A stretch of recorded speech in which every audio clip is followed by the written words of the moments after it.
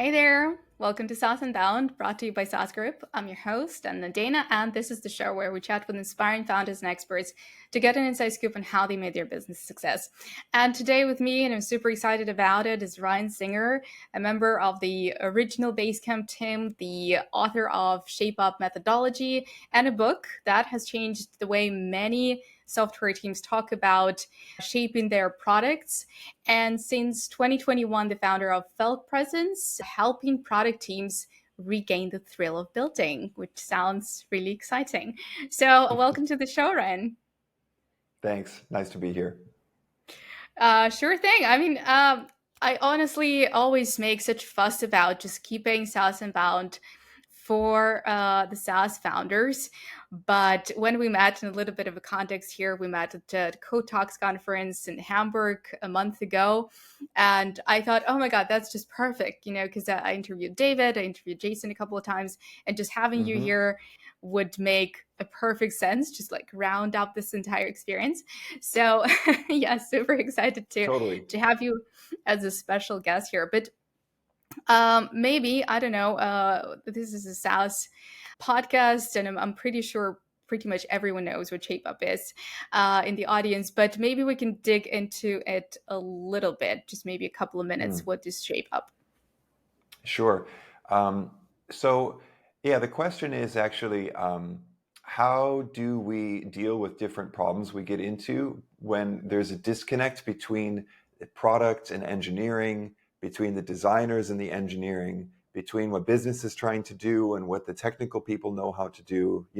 When we are in a technical business, we have to actually figure out how to connect all those things so that we can turn an idea into something that actually gets built, and it all happens in the amount of time that we actually strategically intend to spend, instead of just having never-ending projects and what's the status on this and why isn't this finished yet and why did it turn out to be more complicated than we thought, and that's not the thing that I thought we were building. That's not what I meant when we talked about it earlier, right? All Yeah. these kind of problems. And if you look at the way that people tend to work today, it's a lot of agile and scrum and tickets and stuff like that, and those things aren't necessarily bad in themselves. Tickets are actually great for dealing with bugs and urgent small issues from customers and stuff like that. But when it comes to doing project work, a lot of teams are finding out that when you are only assigning tickets to people, that nobody can really see kind of the bigger picture of how it all holds together. So it's really hard to actually understand all the trade-offs involved and to make judgments and decisions along the way. And people kind of get lost, and there's a lot of problems there. The other thing too is that a lot of teams are just kind of diving into the work. They're just going straight into, from talking about something to trying to start building it, or they're going from some kind of a beautiful kind of piece of artwork, like a Figma file where there's a million perfectly drawn screens. And it looks like we know what to do when we look at those beautiful drawings, but we don't actually know what it means in terms of the technical solution and all the trade-offs and the architecture and what it is that we're actually going to go and build. And a lot of that stuff that's actually in the first Figma file or the first conversation about what we're going to build has to get thrown out or changed along the way. So these are kind of the things that motivate people to start to think like, oh, maybe the way that we're working, you know, could be better. And those are the kind of things that we, over the, I was at Basecamp, you mentioned, with Jason and David for 17 years. And we had this amazing luxury of being able to trial and error different ways of working, with a really small team. And a team also, Jason and David, the culture they created was, there was just this urgency to always be making progress and moving forward. So if we were Yeah. like working on something and then throwing it all away and then starting over again, or we were supposed to be done and actually nothing moved as far as it was supposed to, like these kind of things really felt like bugs that like shouldn't be happening. So there was this long trial and error process. And what we came up to was some kind of practices, I could say, that are missing in a lot of other teams that are just following agile rituals and scrum rituals. And then Shape Up was my kind of attempt to formalize all of that and create a kind of framework so that other people could learn what it was that we figured out and what it was that we were doing differently to solve all these problems. Awesome. All right. Well, I mean, during our first interview with Jason, I kind of interrogated him a little bit, like on why is it 6 weeks and why are there like two people, a designer and a programmer, and why is this and why Uh-huh. that? And I was like, okay, I'm asking too many questions. I should probably read the book. And Well, it's interesting too, because it turns out that a lot of those very specific things, like the number six, or that the yeah. team has one designer and one programmer, one of the things that I've learned from working with more teams in the last few years has been that those very specific things are actually more unique to Basecamp than the Mhm. universals. So the more universal thing is choosing that fixed time that we want to spend instead of just kind of saying however long it takes, instead of going 2 week sprint after 2 week sprint after 2 week sprint and not seeing where the end is, having that decision up front that we're only interested as a business in investing, 4 weeks into this project or six Mhm. weeks into this project or whatever that number is. And then when we have that kind of fixed time, then before we actually kick off the project, before anybody has tickets, before the programmers actually start working on it, asking ourselves, like, what is an architecture for this concept? What is the idea that we can actually do inside of that amount of time? You know? So the example I've been using a lot lately is like if we're going to build a house, we have a certain amount of money that we can actually spend on the house. There is a physical limit to what's possible because we only have so much budget, right? And so no matter whether we want, if we want the 5 bedroom mansion, like the budget says otherwise. So then we have to say, like, do we want the 3 bedrooms and 2 baths in maybe a location that's cheaper to build on, or are we willing to have a much better, more central location, but then we have to have less space and we're just going to have a 1 bedroom, but in, like, the really hot location that everyone wants to be in. So these are the Yeah. kinds of trade-offs that happen in what we call the shaping phase, and it's really more about making those big decisions earlier on before we kick off the project and having more clarity about what we're getting into, and then knowing that that's going to fit into the amount of time that we actually want to spend so that we can ship on time and then move on to something else. Absolutely. I think that was my like people are talking about the aha moment in the like software tools, but that was my aha moment in the book. I was like, "Oh, that's an interesting way to look at it." Like for me even cuz I guess in a way you can apply this shaping thing into like different areas of work, right? And for me, it's like I Totally. want to create this piece of content, right? And how much time do I have for it? And like, what can I do in a week, right? Is it going to be Hmm. absolutely perfect in a week? Or do I have to put in more research? But another one was, it was just kind of funny for me when I got to the drawing thing, and I think it was on one of your podcasts as well, where you showed like a prototype that Jason did of one of the features, and it was just like doodling of Super like rough and yeah, it's ugly, and super rough. it doesn't look Absolutely. professional. It doesn't look serious. Yeah. Uh-huh. Yes, right. And I remembered my first job ever. I guess it was, oh my God, like right after the first year of university.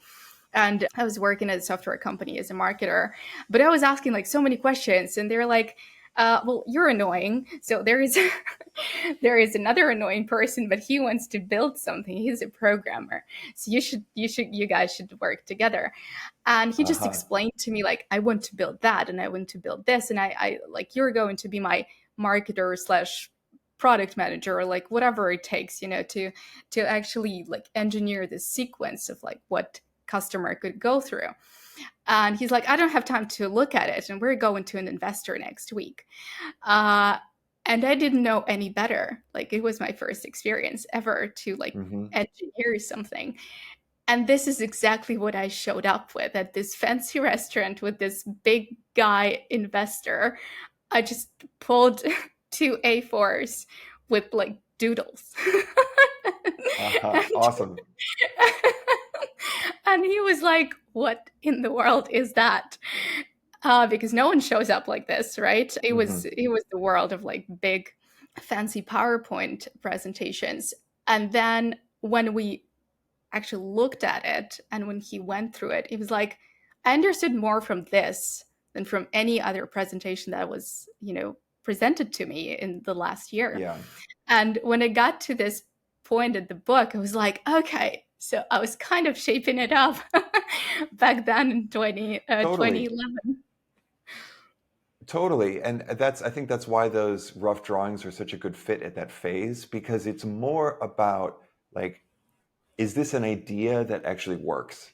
Do you know what I mean? And it's not about like we can make the polished PowerPoint presentations if we need to go sell something to somebody, and like we can do that whole dog Yeah. and pony show. But if it's about the actual idea, you know, Mm. then this is a different moment, in the Hmm. phase of creating something. There's like if you are a developer who's doing a real estate project and you're making an apartment building, you have like the very fancy, perfect 3D renders that you can almost like see into the future and see the building that's standing there. And that's what they use when they're trying to get people to buy the condo units in advance, you know? Mm. But Yeah. when you are still trying to figure out as the architects, like what this thing should be, then you're not going to do like a precise, perfect 3D rendering just to get a feel for this, whether this idea is the right idea or not. You're going to do those really rough sketches. And then when you're really sure that this is the right idea and you're investing in it, and then you need to make it happen and get other people on board, then maybe some more beautiful drawings might be the right tool, but it's not for that phase of shaping what this thing actually is. Yeah, yeah, absolutely, completely agree with you. And I just wanted to come back to something that you said that over the last few years, since you have this shaping in real life thing that you're doing, you mentioned that Shape Up is perfect for companies like Basecamp. And again, that was something that I've heard in one of your podcast episodes, um, that it's very unique for bootstrap companies. And I Hmm. started thinking like why being bootstrapped is such a crucial point to doing what you're doing and to make it work as, Basecamp does it. So, and it's also very fascinating for me because like we mostly buy bootstrap companies, right? And some of them Ah, yes. really Hmm. love the methodology, and a few said that Jason's books really inspired them to build their companies in the first place. So like the entire Hmm. culture, right, and everything that Camp does, is really inspiring for a lot of founders. But now you're saying that maybe it only works for bootstrap companies. So what is the difference? I'm glad you raised that. So I've been very pleasantly surprised to find out that actually Shape Up as principles works amazingly well also for companies that are VC backed. Hmm. The place where the difference is in how you do it. So Hmm. in the book, there's kind of two things happening at the same time. There are these kind of big picture mindset changes, from working in this like world of just estimating and then saying how long is it going to take versus saying how much time do I actually want to spend, and then designing into that, setting the appetite and then shaping into the appetite. There are these kind of mindset things, and those are universal. But then there's the like specifically, are our cycles 6 weeks long? Do we have separate people who are shaping in parallel to the people who are doing the actual building in cycles? Those are the things, those kind of concrete implementation details, those are the things that are very different if you're a company that's bootstrapped like Basecamp, or if you're in a different situation like a VC backed company. Hmm. The main difference is that when you're bootstrapped, and also when you have basically, if you are very comfortable with a lot of cash flowing around, then you can have these luxurious long timelines, Yeah. when it's like, oh, 6 weeks at a time and a 2 week cool down in between. And maybe we'll do this and maybe we'll have a few different ideas on the table. And if we don't get to it now, we'll do it later. That whole atmosphere is based Mm. on being bootstrapped and having healthy cash flow. When you have external stakeholders, when you have investors, when you have targets that you have to meet, then that is a totally different atmosphere. That is much more like you have to be very kind of targeted. like Mhm. in the next 2 weeks, we want to do this thing because this change is going to improve our activation. And then after that, we're going to make this change and we're going to do this for 3 weeks. So you need to be more like, zzz, zzz, zzz, like Yeah. moving fast and targeted and trying to get a bump in a certain number because you have a goal that you're trying to hit. It's a very different atmosphere.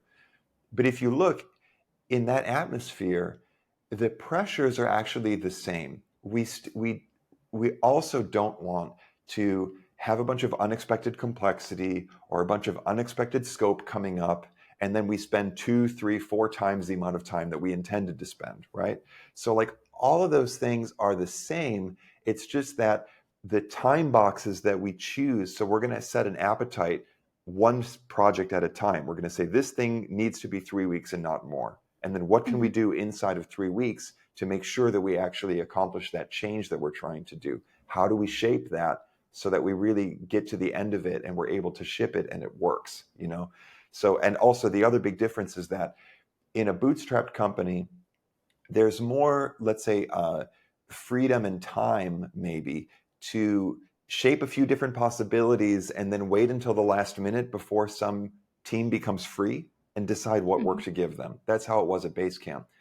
In most companies, actually, it makes much more sense to have one thing that is the most important thing to do next, make the business case for why that's important next. So frame the problem, the opportunity, why this is more important than the other things, shape that one thing, get a green light on it, build it, and then figure out what's the next thing. So more like one shot at a time.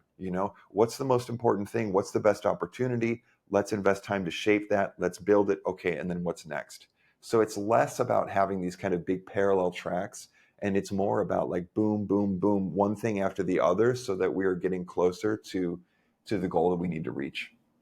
Okay, just a bit more strategy. Well, it's a different environment. So, like, if you are leading product strategy and you are in a situation where you have a lot of VC pressure and you have to hit Mm. some targets and hit some numbers, you are going to want to be much more hands-on, and you are not going to want to say, well, if it doesn't work in 6 weeks, then we always have another 6 weeks, because you don't have Yeah. so much time, right?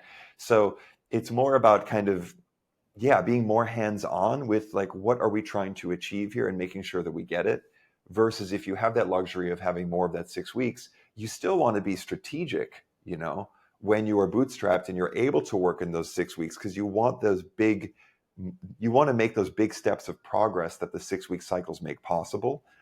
It's just that the structure around you is different. Mm. So it's easier to do it maybe the way that it's described in the book when you're bootstrapped. Yeah, absolutely. All right. Well, since you've been working with a ton of bootstrap companies and new VC-backed businesses are also approaching this and asking Hmm. like how this can be done. So, is there like any trend that you see in adopting this? Like, why are companies coming to this? Is it just the on one hand maybe the hype behind it, right? It's a book that everyone's talking about. I mean, it's been around for 4 years, but literally everyone in SaaS knows what it is. Is it the success of Basecamp? Because again, both Jason, David, you have been talking about it and how it worked and where it got you guys. Or is it something else? Is it the realization that maybe, whatever they were using doesn't really work and they have to Hmm. adapt to like this changing environment? Yeah, it's really this last one that you mentioned. There are so many things that we're excited to do when we're trying to build a software business, Mhm. or if we're trying to program or whatever, and changing the way that we work together is like not high on people's list.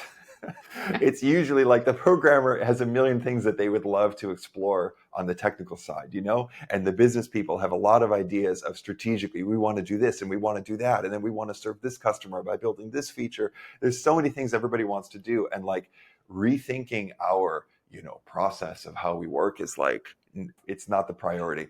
And Yeah. there are kind of two main reasons why it sort of starts to become the priority. And the first one is when did I just have a bunch of balloons Yes, coming? Did I think there's some magical FaceTime feature or something that I triggered without knowing it. That's amazing. that was wonderful. I'm on a I'm on a new Mac here, and something in this setup wasn't understood. That's amazing. Okay, so but anyway, there's kind of there's two main things that drive people in. One is when leadership realizes like we are actually not finishing things, and we're not going to get to the finish line in time on the stuff that we need to ship. So Yeah. it's like projects are taking longer and longer. There's so much scope. It's like, and this cannot continue. Like we have to be able to finish things. So that's one reason. The other reason is there are teams who are actually able to finish things because they have someone who is kind of that product person who has everything in their head. They understand what the business is trying to do, they understand what's technically possible, and whenever like a project has to get started, they are kind of the one who has to be there to bring it all together, because they're the person who understands both worlds. And what Yeah. happens is when the company starts to grow, or starts to take on more work, or starts to hire more people, it can't all depend on the magic of that one person who knows both worlds anymore. You need Mm. to remove that bottleneck and have some kind of a repeatable way for how all of these different roles and functions come together in the shaping phase, so that the projects can continue to be delivered well. So it's not like we can't finish things. It's more like, yeah, we can finish things, but it all depends on Jill. And if Jill isn't there, how are we going to do this? And we can't just clone Jill. So, Yeah. you know what I mean? Like we need a way of working that is going to give us the same result, but is more, let's say, scalable. Yeah. And just one more thing that, and I also asked Jason about it because, like, for me, as for a marketer, like, it was really fascinating to know that there are like two people usually in the team, or like, anyway, there are programmers and there are designers, right? And Mm-hmm. that's usually the usual setup of any startup out there, of any new SaaS tool, pretty much. And it was like, why is there not a marketer? Like, because ultimately you need to know how to then present it to people, right? How to, and what he told me is that, that decision actually comes from him, for example, right? And then everybody knows how it's going to be sold, but the team, what they're doing is they're building it, right? They're making sure that there is a beautifully engineered sequence. Mm-hmm. But that's also like quite unique, I guess, for Basecamp and teams like that, because then there is a good ratio of developers versus designers, right? And in Mm. a lot of companies, that's an issue. Like you have maybe two designers and then a load of developers. Oh So yeah. Mm-hmm. yeah, how do you also like battle this? Because like you said, and I completely agree, like for example, and I'm not a designer in it like any way, I can just have something in my head that I will explain to the designer how I want it done, but then it's their job to deliver that to a developer, right? And Mm-hmm. then developer would tell you if it's possible or not, technically, because for me technically everything's possible, right? It lives in my head, then Mm-hmm. it's probably doable. But how to like, how are teams bridging that gap between, well, maybe someone on the team not understanding like what's physically possible, what's technically possible for a Yes. project, and yeah, what can actually be done with the appetite they have. So the way that a lot of teams deal with this is there's a designer who creates a kind of vision of what the surface looks like, and they make Mhm. very, very detailed drawings in something like Figma. And then those get thrown over to technical people who are supposed to somehow kind of understand what it means in terms of building. And usually there's a big mismatch there. There's a lot of Mhm. things that can't really be built the way that they were drawn. There were things that weren't drawn that need to be thought about, like a lot of edge cases and complexity that isn't taken into consideration because the person who drew it wasn't actually aware of all of the technical factors there, you know? So I like to use the example, like if you're doing a renovation in your house and you want to put a lamp up on the wall and you have a drawing that this lamp is going to be there on the wall, and you only focus on the color of the lamp and how beautiful the lamp is and where exactly the lamp is positioned, but you don't actually know if there's electricity behind that wall and there's a wire Mm, that can actually give the lamp the electricity that it needs to turn on, right? And if there is electricity there, then you can just put the lamp there. But if there isn't electricity, you're going to have to rip open the walls and have an electrician come in and do a bunch of expensive work that changes the budget and the time and the plan for the whole project, right? So usually these technical things are missing in the beginning because we think of the project as being just this visual design. But yeah. really, when we're building software, we're building something that is technical. Most of the work, most of the cost, most of the trade-offs are actually, they have to do with what can technically be built. So it is much more effective to bring a technical person and someone who understands what it is that we're trying to do in terms of the customer experience, bring those people together into a live shaping session and have them do those rough drafts, those like very rough sketches that we talked about before, have Yeah. them kind of sketch out different architectures. It's very helpful to think about the difference between architecture and interior design. You know, no matter what the kitchen is, we can choose the right paint color and we can find nice fixtures for it and we can choose the most beautiful tile. And those things are not the biggest factor in cost. You know, the biggest factor in cost is whether we can actually get all of these rooms and all of the pipes and all the infrastructure built, you know. And then there's kind of the surface of making it look good, and that interior design, it's important. We can't just, no one wants to be in just a raw space that isn't beautiful, but the architectural decisions of how many rooms there are and how do we move between rooms and how do we deal with the plumbing and the ventilation and the electricity, these are the big things that really impact cost and schedule and what kind of house we really have in the end. So it's it's much more effective to bring those different people who have the different skills together, like the product person, the person who understands the experience that customers want to have, the person who understands what is a good kind of a workflow from the user standpoint, but very importantly, the technical person who knows what we can and cannot build and what is the real cost of different possibilities with what we might build, right? And how things actually fit together technically. Then when we have these people together in a room, we can sketch out some different architectures. And then we can have something that we say, this is something that's feasible. This is something we can do in the time and budget we have. It's something that's going to do what the business is trying to accomplish and what the customer is trying to accomplish. And then later on, we can actually figure out all those very fine details about the exact color and position and style. But those aren't really the important things in the beginning of the process. They're actually more important later in the process. Yeah, absolutely. All right, thank you. So, since we started talking about like different stages of the product and of the tool that we're building, I also wanted Yeah. to ask like about adopting ShapeUp at the very beginning. Like there is nothing yet, right? Or like we want to go to market like super fast, and that's kind of like everyone says, oh, but you can whip up a product in like 15 minutes, right? There is no code, there is low code, white label solutions, like whatever it Mhm. is, you can just, you know, throw your brand on it and that's it, you're done. Well, that sounds really cool, but it's not really possible, right?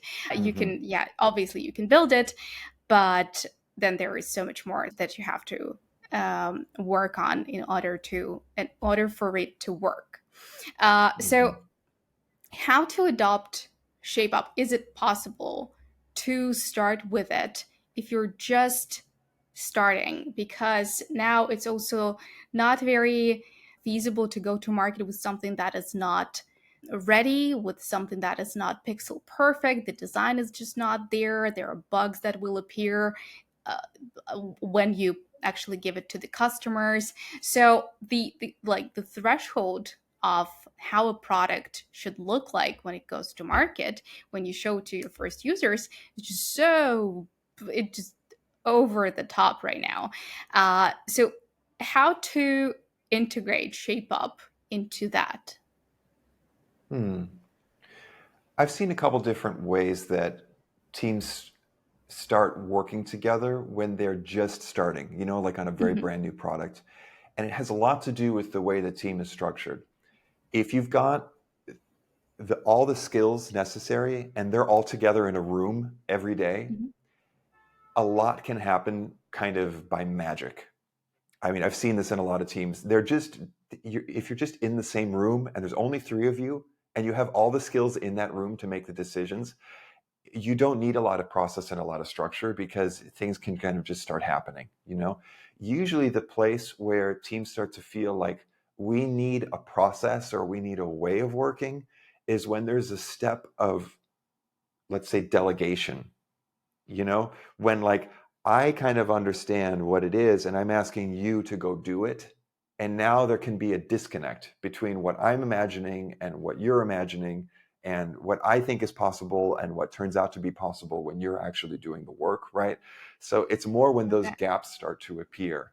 And then the question starts to arise of like, okay, maybe we have the experience of giving someone the work and then checking in after a few weeks and it's just not what we thought it was, or it's not moving Mhm, the way that it would have moved if we were doing it ourselves. And then we say, what are my options? How can I deal with that? Right. And then if we go into just the toolbox of shape up, we don't necessarily need to have a lot of structure around we always work in cycles that are this long and this person is in this role and this person is in this role. We can just take the tool of shaping and mhm. say, before we actually kick off a project and make the commitment that we're going to spend X weeks on this thing, we are going to make sure that we've actually shaped it and we can see the architecture. We can see that these are the few moving parts that connect to make this thing work and make it feasible. And we've actually looked into the specifics, and this is a really doable thing, and we understand what it is that we're getting into, right? So just having a shaping session and getting more clear about what it is that we're actually doing before kicking off the work, this is something that small teams can start to do. I've also been in a situation, I built a tool with some friends of mine a year and a half ago, and we worked for about a year and we worked in very standard, even you could say strict shape up, even though it was just myself as kind of the product and designer. And we had one part time programmer. And I would shape the next thing, package it into something that clearly explained all of the concept and the moving parts. And then the part time programmer, he was able to work on that for 6 weeks. We would get to the end of it, ship it, do the next thing. And we went through that process for a year to get a whole new, brand new product standing. And it was a fantastic process. And a big part of that, though, was because we didn't have very much overlap in space and time. And so I needed to be able to really formulate what it was that we were trying to go do and make sure that he really was seeing the same thing I was seeing and had all of the context and kind of the whole picture so that he could go and run with it. So we needed that in order to make that progress together. Okay, so it works perfectly for asynchronous teams. It works very well for asynchronous teams when it comes to building. I think that asynchronous is a little bit, let's say, it's becoming a little bit like of a should and a should not kind of a thing. Yeah. Like there's a little bit of an atmosphere right now that if you're having like meetings are bad, and we know that meetings are bad, Mm. therefore, like everything has to be asynchronous. Yeah, And yeah, this might be the pendulum swinging too far because when it comes to actually doing the shaping, meaning like, what are our options? What are we actually trying to do here? What is a possible solution? Like, what's a good concept here? That is really difficult to do asynchronous. A lot of times, if you want feedback on an early concept and you actually want to get into some different direction, or something is too big and you need to narrow it down to what is really the core of the idea, that kind of work requires wrestling with the trade-offs and wrestling with the constraints and figuring out what's really possible and what are our options. And if you try to do that in an asynchronous document, the document just keeps getting longer. Like Yes. another comment. What about this? Maybe this. What about this? No, I don't think we should do that. And there's a lot of ideas getting thrown onto the table, or maybe a lot of objections, but we're not actually converging. We're not coming together on like, what's the conclusion here, right? It's just kind of like everybody walks away from the discussion, okay, I put in my 2 cents, right? And everybody kind of walks away thinking what they thought before, which is like all communication on the internet. You know what I mean? Yeah, You just yeah, add your opinion and nothing changes, right? yeah. But when we're actually deciding, like, what are we with our limited time and resources going to build in the next 3 weeks or 6 weeks or whatever it is, we have to make trade-offs and decisions together. We have to really get in there and say, do we want the 3 bedrooms and 2 bath, but in the cheaper location? Or do we want to be in that central location where the real estate is expensive and sacrifice space and have the smaller space? Those trade-offs require really getting into the subject together, right? And that's really hard to do asynchronously. It doesn't mean that we need to be having meetings all the time. A single 2 or 3 hour intensive shaping session where we really dig into what our options are and what trade-offs we want to make can do wonders. I mean, a focused 2 hours together where we really get into what our options are and then come to a conclusion together that can be the kind of kernel where all of the important information about how to make this project a success, that kernel can then carry on through all the subsequent weeks of the project and enable it to succeed. We can really get a lot out of those intensive work sessions. 100% agree. I mean, I enjoy, we're fully asynchronous, well, not fully asynchronous, but we have as few meetings as possible at saas group, and especially me Mm-hmm. because I'm not really involved in like the work of any other brand. But there is this one meeting that we have per week, and it's an hour and a half, and you're like really looking for it because like you have all these points that you want to Uh, go through, and you're just like, okay, it's coming. And we can discuss it mm-hmm. and we can get to the same page, and like we can all know what's going on. So I completely agree. Like asynchronous is great up until you need a big decision or like a big exchange Yes. of ideas.